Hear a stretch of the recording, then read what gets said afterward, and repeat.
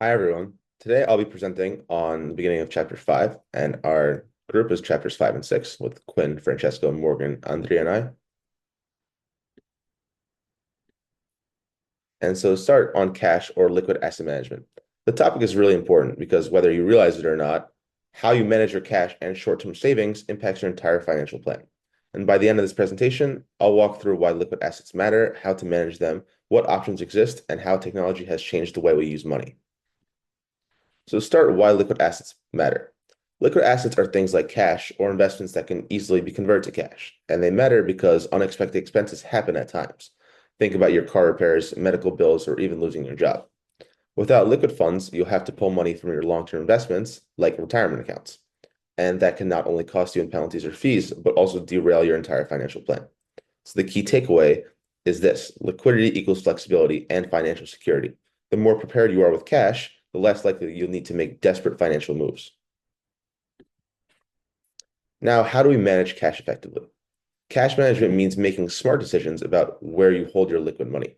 This includes choosing the right accounts, setting up systems to track your spending, and sometimes automating decisions.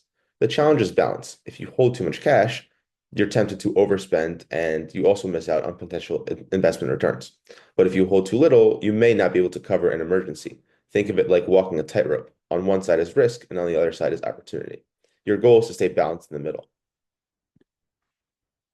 One of the best strategies is to pay yourself first. This means setting up automatic savings directly from your paycheck. When you don't even see the money in your checkings account, you're less tempted to spend it. And this strategy builds financial discipline. It helps you take advantage of the time value of money and makes it easier to hit long-term goals like buying a home or retiring comfortably. Here's an example. If you start saving $100 a month at the age of 20, you'll end up with way more money by retirement than if you wait until you start at 30. Even if the person starting later doubles their savings each month. And that just shows the power of compounding over time. When deciding where to keep your money, you have two main categories of institutions. First, you have deposit type institutions that include commercial banks, credit unions, and savings banks. And these are traditional places most of us think when we hear the term bank. Then we have non-deposit institutions, which include mutual fund companies, brokerages, and insurance firms. They may not feel like a bank, but they often provide similar services. And when choosing, you should ask yourself, is my money safe and secured? What are the fees and hidden costs? Do they offer the services I actually need, like mobile banking or investment opportunities? The best financial decision or institution is for you isn't necessarily the biggest one. It's the one that matches your personal financial needs. Now let's compare some common tools. Checkings accounts are very liquid and convenient. They're perfect for paying bills, but they usually pay little to no interest. Savings accounts are safe and federally insured, but the interest rates are low and sometimes you face fees. MMDAs or money market deposit accounts combine interest with check writing privileges, but they often require high minimum balances. Finally, CDs or certificate of deposits, they lock in your money for a set time with a fixed interest rate. They're safe and predictable, but if you withdraw early, you pay a penalty. And the important thing is to match the tool to your goal. You can use checkings accounts for daily expenses. You can use savings for short-term goals and use CDs or money market accounts if you want a bit more return, but you can handle less flexibility. And finally, technology has changed the way we manage money. Electronic funds transfers, or EFTs, allow you to move money instantly and securely. And now you can access your accounts 24 by 7, transfer money, pay bills, or even deposit checks right from your phone. And this convenience also means that online only banks have become a real option. They often have lower fees and higher interest rates because they don't have the cost of physical branches. And the bigger idea here is that technology has made financial management more accessible. But it also means we need to be mindful of online security and making sure we understand how our digital accounts work. So there are different options to manage cash effectively. So the first one being a money market mutual fund, which gives you higher interest than a savings account would, but they are not FDIC insured. Next, we have asset management accounts, which pretty much bundle your checking, credit cards, and investments all in one place, giving you incredibly easy access. Then we have US Treasury bills, which are safe, government backed. It's pretty much a short-term loan that you're making to the government. It's giving you a low return. And US savings bonds are also government backed, but they are longer term. So each one has a different balance between safety, return, and convenience. So you just look at whichever one is suiting you the most. So the advantages and disadvantages of each. Money market mutual funds have higher returns and give you liquidity, but the fees are not insured if the fund fails. Asset management accounts give you all-in-one convenience, but they usually come with a higher cost and often require a big balance. T-bills are virtually risk-free, backed by the government, and they also give you tax benefits. And since they are backed by the government, you're going to get lower returns. Savings bonds are also government backed, so they are safe and they also have a low entry cost, but they are less liquid because they have a longer maturity. So when you're comparing the cash alternatives, some key considerations to look at when you're evaluating the options are the interest rates. So compare the APYs of each investment for fairness, look at the tax considerations, because only your after-tax return really matters, not the advertised return. So to calculate the after-tax return, you're going to take your taxable return, multiply that by one minus the tax rate, and then add the taxable return onto that. You also want to look at safety. So the FDIC is going to insure banks, and credit unions are insured by the NCUA, but the money market mutual funds, that while being diversified, they are not insured, so you do not have that guarantee of safety. So next, I'm going to be talking about managing checking accounts and banking tools. So first, it's very important to make sure you're choosing the right bank. You want to look at the cost of the bank, the convenience of it to you, the customer service that the bank offers, and how safe that bank will keep your money. Because we check our checking accounts every single day. Balancing accounts, you want to make sure that you can track your transactions easily and reconcile your statements monthly to make sure that you don't overspend. Also, some banks offer a overdraft protection, which means that they're going to cover your payments if you don't have enough, but they will charge you a flat fee or offer you a protection plan because of that. There are some other check types like a cashier's check or money orders, which are pretty much used when a seller wants to guarantee a payment. So the checking account is really the hub for all your money management. And in the money management, there is something called an EFT, which is pretty much moving your cash electronically and instead of using cash or paper checks. Some examples are ATM withdrawals, debit card purchases, smart cards, and the advantage is that you get an instant transfer or instant transaction. They're safer than cash. You don't have to hold any cash and incredibly easy bill payments, widely used in direct deposits, online transfers, and bill payments. Next, ATM and debit cards um, are two of the most common forms of an EFT. ATMs provide cash instantly.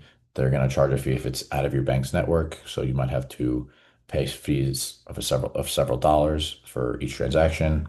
Debit cards look like a credit card, but they pull straight from the checking account. So to keep your account safe, you want to make sure you keep your PIN secret and just make sure that you are constantly monitoring it because if they do offer less fraud protection than credit cards because it's pretty much straight access to your bank accounts. And finally, I'm going to be talking about smart cards and prepaid cards. So smart cards, they store your funds electronically. They function like a debit card, but are limited by the issuer. So once the funds on the card run out, then that's it. Prepaid gift cards. You can either have a prepaid cards or gift cards. It's a closed loop store only. So if you have a CVS card, you can only use it at CVS. Open loop is reloadable and you can pretty much use it for anything. They do often have fees, so just make sure you're aware of that. And if the banks do make errors, just make sure that you report them immediately. By law, you do have 60 days to dispute that error. And also, a quick tip is to always monitor statements for unauthorized or incorrect charges. And if you do, report them immediately. Now we're going to look at Chapter 6, using credit cards and the role of open credit. So a bit of an overview of this section. We're going to go through how credit cards work, understanding the costs of credit, describe the different types of credit cards, know what determines your credit card worthiness and how to secure a credit card, and manage your credit card and open credit. So some key findings from the American credit card debt statistics include average American household credit card debt of $8,700, a total outstanding US consumer debt of over $5.1 trillion, 43% of all households carry some form of credit card balance, and households with the lowest net worth, zero or negative, hold an average of 12K in credit card debt.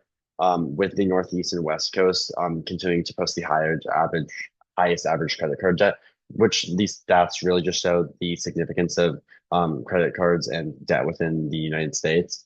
So some definitions that are important to understand for credit cards is credit, which involves receiving cash, goods, or services with an obligation to pay later.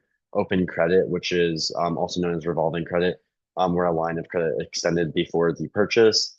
Unpaid balance plus interest carries over to next month, and higher balances on credit lines offer higher lead to higher costs.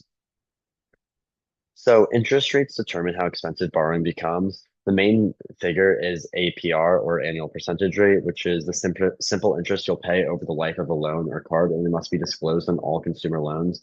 There are two main types of APR, a fixed APR and variable APR. Fixed APR stays the same, giving predictable payments. It's often a bit higher at the start, but provides stability and is safer for budgeting. And variable APR moves with benchmark like the prime rate, so it may start lower but can rise, adding payment uncertainty. Some lenders offer a teaser rate, which is a short-term low interest meant to attract customers before resetting higher. And also then there's compound interest, which is interest earned on both the initial principal and the accumulated interest from previous periods. So there's different ways to figure out how much interest you owe. The first being average daily balance, where you add up each day's balance, divide by the number of days, and apply for the monthly rate. So for example, if you're carrying $1,000 for half the month and 100 for the other half, that gives an average of 550 at 1.5%. That's about $8.25 in interest. Add a $200 purchase late in the cycle, and the average rises, becoming $9.25 of interest. Then there's previous balance method, which uses the prior statement balance and ignores the mid-month payments. $1,000 at 1.5% is $15, and if you add a $200 purchase, it's $18. Finally, there's the adjusted balance method, which starts with the previous balance and subtracts payments before applying the rate. Paying $900 on a $1,000 balance leaves $100. At 1.5%, you owe just $1.50. Add a 200 purchase, and the interest is about $4.50. So really know which method your card uses can help the time payment to lower interest. So cash advances are like an instant loan and come at a cost. They carry high interest that starts immediately and an upfront 2 to 4% fee. Payments go to purchase balances first, so the cash portion keeps accruing interest. There's no 21 to 25-day grace period, and any carried balance cancels the grace period on new purchases. This makes cash advances one of the most expensive borrowing options. Next, credit card fees. So there's an annual fee is a fixed yearly charge, but over 70% of major issuers don't charge one, and many waive it with regular use. Merchants, not cardholders, pay the transaction discount fee. Premium cards like Chase Sapphire Reserve or Citi American Advantage Executive World Elite run $450 to $550 a year. A great no fee option is the Citi Double Cash card, which offers 2% cash back, 1% when you buy, and another 1% when you pay, and has no annual fee. I really recommend this card to students within this class, as you can see later on. So some advantages to credit cards is that they're convenient, serve as ID, simplify online purchase. You can see some of these other advantages. The downsides are just as real, though. It's easy to overspend, lose track, and pay high interest, which can obligate future income and create serious budget problems. Among students, only 17% pay off balances monthly, and 38% pay more than the minimum but still carry a balance. 22% make only minimum payments, and 7% pay less than the minimum, which is a clear warning for signs of debt risk. So finally, just going through the Card Act and what it actually means. It means that your card company must notify you of rate or fee increases and tell you how long it will take to pay off your balance. There can be no interest rate increases during the first year, and any rate hikes apply only to new changes. Other safeguards include restrictions on over-the-limit transaction, caps on high-fee cards, and protections for underage consumers. The Act also requires a standardized payment dates and time, payments to be applied to the highest interest balances first, and no inactivity fees. So now we're going to get into credit scores. And basically, if you have a credit card, then you have a credit score. And it's called a FICO score issued by the Fair Isaac Corporation. It can be as low as 300 or as high as 850. That's the highest. So in 2025, the average FICO score in the US was a 715. It's been that average since 2023, which you can see on this graph. But basically, what we're going to be talking about is that having a higher score is going to give you lower rates and more approvals, so you can do a lot more in life. Okay, so how are these scores calculated? It's a combination of payment history, credit utilization, length of history, new credit, and credit mix, and they're all weighted at different percentages. So the highest percentage is payment history, which means have I paid my bills on time and have I done that consistently? Credit utilization is the ratio of outstanding balances to total credit limits, which I'll show how to calculate on the next slide. Length of history, having a longer history is better. Think about grandparents or parents that have very high FICO scores. It's just because they've been using credit for a lot longer. New credit, don't open too many accounts too quickly. You don't want to be opening credit cards left and right. That might look a little suspicious. Credit mix is having a diverse mix of credit. That's going to be good. And we'll talk about different types of credit on the last slide.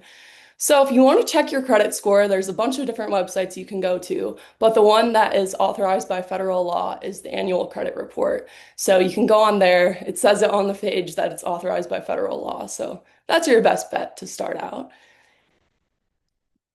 Okay, so credit score utilization, which I talked about on the second bullet point of the last slide, is credit card balance over total credit limit. So an example is if my credit limit is $5,000, which means that I can spend $5,000, but I have spent $2,000, that's my balance. It'd be 2,000 over 5,000, which gives me a 40% utilization rate, which is a little high. You usually want your utilization to be 30% or less. Okay, so the 5 C's of credit evaluation, this comes into play if I were to apply for a loan, say a home loan. So what they would look at is my character, capacity, capital, collateral, and conditions. Character just means have I paid everything on time? Have I been reliable? Capacity is am I actually able to repay this loan? So do I have income coming in or do I have like some debt that I need to pay off? Capital is what I own, savings and assets. Collateral is property pledged as security, which means maybe it's an asset that I own that I can sell to help pay the loan. Conditions is just the purpose of the loan. So wanted to go through this because it could be tested on exams in the future for different certifications. So why do credit scores matter? To reiterate, you'll get lower interest rates on your credit cards and mortgages. You'll have a higher credit limit, which is nice because you can do things like go on vacation, just put more charges on your card. Insurance premiums will also be lower, so that's very desirable as well. So an example is someone that has a FICO score of 760 will have a 6.8% APR, whereas someone with a FICO score of 650 will have an 8.9% APR.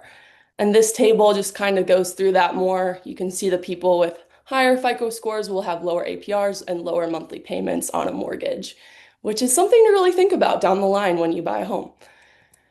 Okay, so now an example of how FICO scores come into play is from the show called The Summer I Turned Pretty. I'm sure you've heard of it. Cheesy show, but this is a little bit of an example of when someone's trying to apply for an apartment and has a low score. Standard application, background and credit check. That shouldn't be a problem. I have excellent credit. And say someone was a little behind on credit card bills, will that negatively impact the credit score? Sorry. Excuse me. Uh, your dad pays your credit card. Yes, but I have that other card too. Remember, I signed up for it to get the free Bruins tickets. Okay, so do not be like this character, Jeremiah, and just sign up for a credit card to get something for free. You really want to be mindful of the credit you're getting, because it really does impact real life decisions like applying for an apartment. Okay, so just to finish off, some different types of credit that you can have is a bank credit card, think a Visa or MasterCard, bank card variations, a premium or prestige card, travel entertainment, think Amex or Diners Club, and a single purpose card, which you can only use at a certain company like Target or Sephora card. But usually it's advised not to just get a single purpose card. Monitoring your credit score is also very important. You can do so by getting an annual report through the annualcreditreport.com website. This will provide you with one free report from Equifax, TransUnion, and Experian. Sometimes there are errors on these, so it's very crucial that you go over them and make sure if you see any errors, you take care of them. For example, late payments can kind of lower your credit score significantly. So if those are errors on there, you want to take care of them as soon as possible. Per the FCRA, the Bureau must investigate your dispute within 30 days. Sometimes it's 45 if you just got it. And then after the investigation, they have 5 business days to notify you of your results and send you a free copy. Here's just a quick table showing you where to contact them. In terms of consumer rights, you have 4 basic ones: the right to safety, the right to inform, the right to choose, the right to be heard. In terms of negative information, it stays on your credit for 7 years and bankruptcy stays up to 10. And then as a consumer, you need to get a clear explanation of when your credit is denied, which we'll go into a little bit later. In terms of liability, you have the right to limit liability for fraudulent charges. The FCBA kind of takes care of the credit cards, which is if reported before the charges are posted, and if your card number is stolen, you don't owe them anything. While if the charges are reported after they're posted, you can owe them $50, even if the person spent 1,000. The EFTA kind of takes care of the debit card side of things, and if you report within 2 days, you're not liable for much, only $50. And if you wait longer, they can take all of the money. In terms of the FACT Act, that goes over everything we went over earlier. And then the Fair Credit Reporting Act basically says your negative information stays for 7 years, bankruptcies up to 10. And then also employers must get written consent before checking your credit. On the right is just a quick chart showing you what the FCRA duties are. And then a good example of something for the Fair Credit Reporting Act is if you miss a $200 payment in March 2025, that delinquency can stay on your credit until March 2032, dropping your credit score significantly, which can make you have a higher interest rate and cost you money over the years. In terms of credit card applications, some reasons that your credit can be denied would be your credit score is too low, history isn't ideal, your debt to income is too high, utilization is high, too many credit inquiries, and then the card you chose has application restrictions. By federal law, if you get a credit card application that's denied, the creditor has to tell you why they denied it. So this will be usually in the mail, and they'll tell you, oh, your credit score was too low, or your debt to income ratio was too high, and so forth. And then hard inquiries can impact your score significantly, 5 points per attempt per inquiry. And then those can be multiplied if it's within a specific short time. In terms of resolving billing errors, what would you count as a billing error? These would be charges not made by you, amounts that are wrong, and then goods and services not received. These have to be mailed to the billing inquiry address within 60 days of the statement date where the first error appeared. And then the creditor must acknowledge your dispute within 30 days. In terms of the timeline they have to respond within 90 days and then correct it unless there cannot be a correction made. That way, they have to tell you why they can't change it. And then in terms of identity theft, credit cards you never applied for are warning signs, also denied loans despite your strong history, debt collector calls, missing bills, mail. If you have suspicion that you're part of identity theft, report it, place a fraud alert, contact your banks, file a police report, go to the FTC and file a report at consumer.gov. And then you could also start using credit freezes, which can help prevent things like that in the future. And then here's just a quick table showing you how to prevent identity theft, which we just went over. And then lastly, managing your credit cards. Interest rates in 2025 are around 22, but some go higher depending on your where you're applying. For example, if someone has a $2,000 balance and their APR is 22-ish, and their minimum payment is $50, you take 22 divided by 12 to get your monthly interest rate, and then multiply it by your balance. This will get you your interest payment. And after that, you'll see if you're only paying $50 a month and your interest is 37, you're paying a majority of that goes to interest and not much goes to your statement. So it's important you pay your balances in full each month. And that is all. Thank you guys for your time. Good credit saves you money, and a higher score can lower interest rates and save you thousands over time. If you have any questions, let us know. Thank you.